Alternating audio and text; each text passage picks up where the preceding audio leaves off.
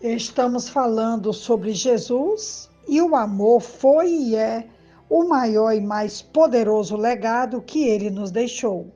O seu amor está em cada ação empreendida por ele e o resultado é que estamos aqui para testemunhar desse grande e marcante amor. Nossa reflexão de hoje está em Efésios capítulo 4, versículo 15 e 16, que nos desafia assim: antes, seguindo a verdade em amor, cresçamos em tudo naquele que é a cabeça, Cristo. Dele todo o corpo, ajustado e unido pelo auxílio de todas as juntas, cresce e edifica-se a si mesmo em amor, na medida em que cada parte realiza a sua função. Temos aqui um desafio que Paulo traz para a igreja em Éfeso, a edificação dessa igreja, a forma como essa igreja caminharia junto nos relacionamentos recíprocos, dentro da mutualidade, e nós vamos hoje falar sobre isso.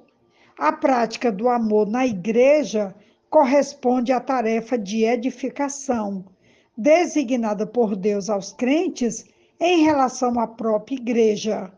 De acordo com as Escrituras Sagradas, os crentes em Cristo têm a responsabilidade de organizar os seus esforços de maneira a colaborar com a edificação do corpo de Cristo, mais conhecida como igreja. Cada discípulo de Jesus deve trabalhar para o fortalecimento de seus irmãos na fé. O propósito da igreja não é apenas levar as pessoas a ter uma vida plena na fé e na obediência, mas também ajudar de maneira a nutrir e fortalecer os seus integrantes, apresentando-os a Deus maduros em Cristo.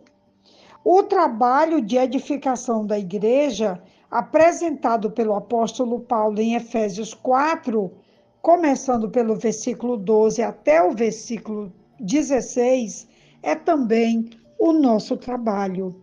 Veja o que ele diz aqui no versículo 12. Ele diz: com o fim de preparar os santos para a obra do ministério, para que o corpo de Cristo seja edificado, até que todos alcancemos a unidade da fé e do conhecimento de Deus e cheguemos à maturidade, atingindo a medida da plenitude de Cristo. O propósito é que não sejamos mais como crianças, levados de um lado para outro pelas ondas, nem jogados para cá e para lá por todo vento de doutrina e pela astúcia e esperteza de homens que induzem ao erro. Então, temos aqui um grande desafio, e eu acho extraordinário quando Paulo vai dizer que o objetivo é que haja um preparar dos santos para a obra do ministério, para que o corpo de Cristo seja edificado, até que todos alcancemos a unidade da fé e do conhecimento do Filho de Deus e cheguemos à maturidade, atingindo a medida da plenitude de Cristo. Então, nós não temos aqui na igreja um grupo seleto, um grupo separado. O objetivo, como diz a palavra, é que todos cheguemos à unidade da fé, ao pleno conhecimento e à maturidade, atingindo a medida da plenitude de Cristo. Veja que ideais, que objetivos nobres para a vida da igreja dentro do trabalho da mutualidade. O trabalho de edificação da igreja, apresentado pelo apóstolo Paulo nesse texto, é também o nosso trabalho. Para isso, Deus nos concedeu os chamados mandamentos recíprocos, ou mandamentos de mutualidade, que servirão como as ferramentas necessárias para essa construção.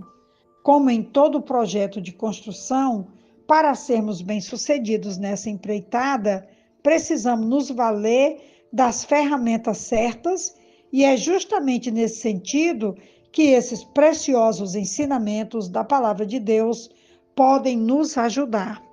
Os mandamentos recíprocos são aqueles que colaboram para a construção de relacionamentos saudáveis na igreja e para o crescimento espiritual de cada crente. Estes devem ser observados e estar sempre presentes numa relação entre duas partes. Quando existindo de um lado, deve também existir de igual modo no outro. Isso porque todos nós, em algum momento, precisamos amar e sermos amados por alguém, perdoar e sermos perdoados, cuidar e sermos cuidados e assim por diante.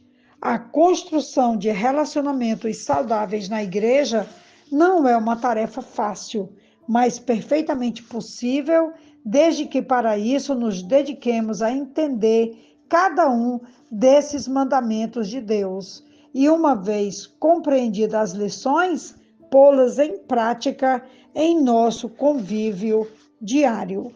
Como o tema que estamos trabalhando é o amor, eu quero então falar sobre a importância desse versículo 15 e 16 do capítulo 4 de Efésios, quando ele diz que nós devemos seguir a verdade em amor, para que cresçamos em tudo naquele que é a cabeça, Cristo. Seguindo a verdade em amor é um ótimo critério para nos orientar em nossos relacionamentos e comunicações.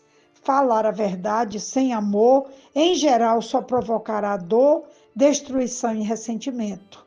Ser amoroso sem revelar a verdade acaba construindo um relacionamento sobre terreno falso e enganoso, que não se sustentará e não ajudará o outro a crescer. Para haver crescimento verdadeiro e completo, sejamos verdadeiros e amorosos. É nesse sentido que o apóstolo Paulo desafia a igreja em Éfeso a colocar em prática essa edificação do corpo para a glória de Deus, até que todos cheguem à plenitude de Cristo. Essa é a reflexão de hoje, o desafio de hoje para a glória de Deus.